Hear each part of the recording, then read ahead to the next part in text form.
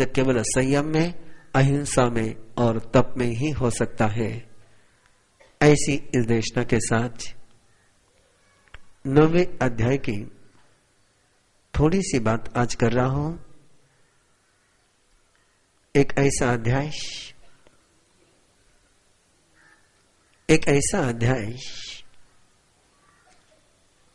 जिस पर 4 महीने व्याख्यान हो सकते हैं। एक ऐसा अध्याय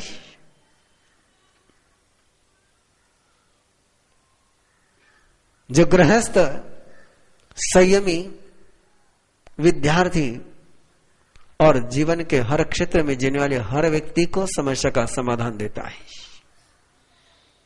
एक ऐसा अध्याय जितने आयामों से जिसकी चर्चा की जाए उतनी कम है। ऐसा अध्याय नमी पवज्जा, एक मंगलकारी अध्याय। कहानी बहुत प्यारी है, कहानी बहुत सुहानी है और अपने मन को समझने के लिए बहुत सहयोगी हो सकती है।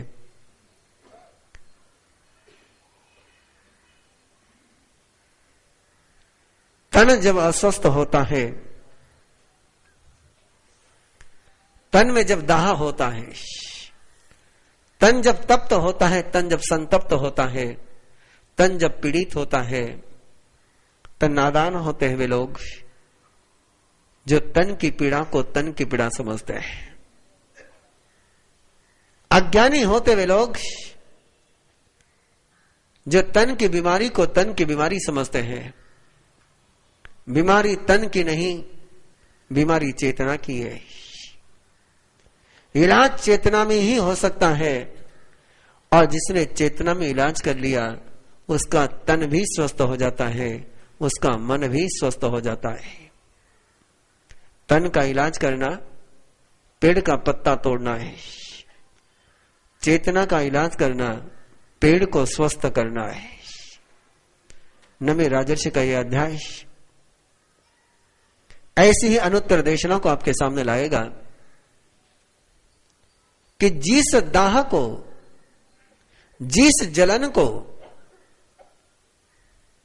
चंदन का लेप भी जब तक गिला है तब तक ही ठंडक देता था। यदि आज के शब्दों में कहना हो तो कैंसर की वेदना है। जैसे कैंसर का मरीज, और ऐसा कैंसर जो पूरे शरीर में फैल गया हो, और पूरे शरीर में फैला हुआ कैंसर जैसे पूरे शरीर को अंदर से जलाता है, और उसको कितना ही ऊपर से चंदन लगाओ, जब तक चंदन गिला है तब तक ठंडक है। नमे राजा को ऐसी वेदना है, ऐसी पीड़ा है, ऐसा ही ताप है, और बावनिया चंदन घिस करके लगाया जा रहा है। कैंसर का इलाज जिसमें है वो अध्याय नमी पवज्जा का है।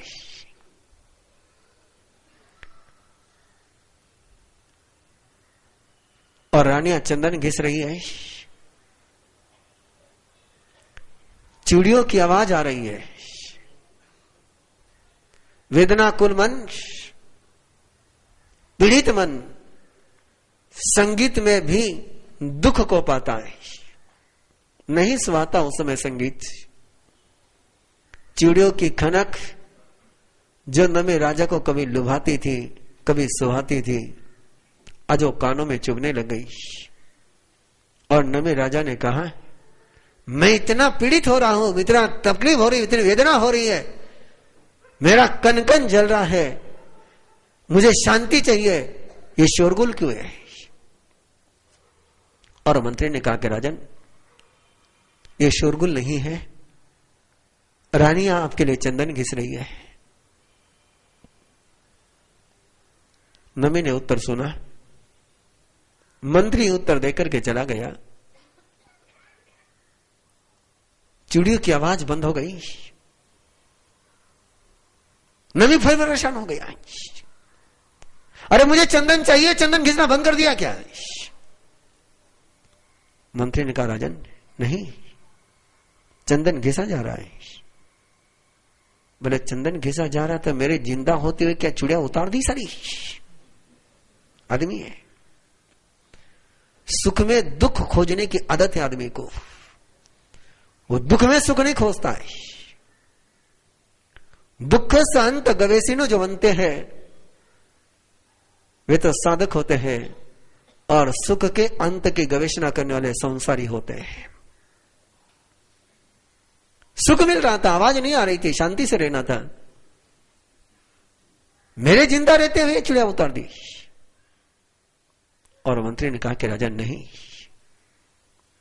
सौभाग्य का प्रतीक है एक चूड़ी, रानियों के हाथ में एक चूड़ी है, चंदन घिसा जा रहा है, चंदन का काम भी चल रहा है और आवाज भी नहीं हो रही है। ऐसी जीवन शैली होती है कि काम भी हो और घर्षण भी नहीं हो, कंपटीशन की कोऑपरेशन, सहयोग की संघर्ष। और नमी को ज्ञात हुआ मैंने आज तक संघर्ष से सुख पाया और उसी के कारण से दाह है। मैंने यदि सहयोग से सुख पाया होता तो दाह नहीं होती।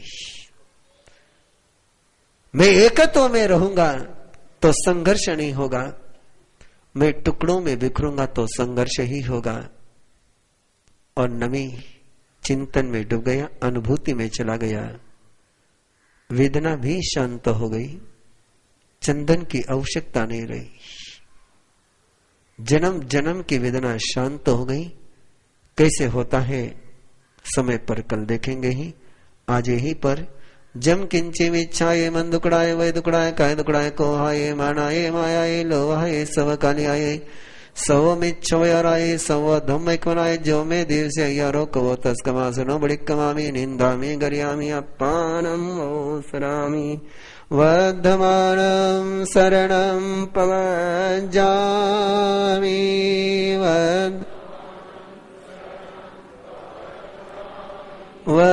वर्धमानं शरणं पवजामि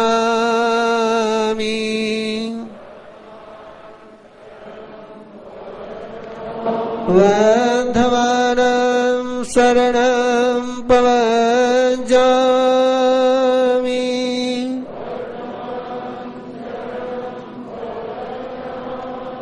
चत्तारि मंगलम अरिहंता मंगलम सिद्धा मंगलम साभु मंगलम केवली पन्नतो धम्मो मंगलम चत्तारि लघुत्तमा अरिहंता लघुत्तमा सिद्धा लघुत्तमा साभु लघुत्तमा केवली पन्नतो धम्मो लघुत्तमा चत्तारि शरणं पवजामि अरिहन्ते शरणं पवजामि सिद्धे शरणं पवजामि साहु शरणं पवजामि केवली पन्नतं धम्मं शरणं पवजामि अरिहंतो का शरणा सिद्धों का शरणा साधुओं का शरणा दया धर्म का शरणा चार मंगल चार उत्तम चार शरणा दुख हरणा सुख करना और न शरणा कोई जो भव्य प्राणी करे आराधन अक्षय अमर पद होय वर्धमानं शरणं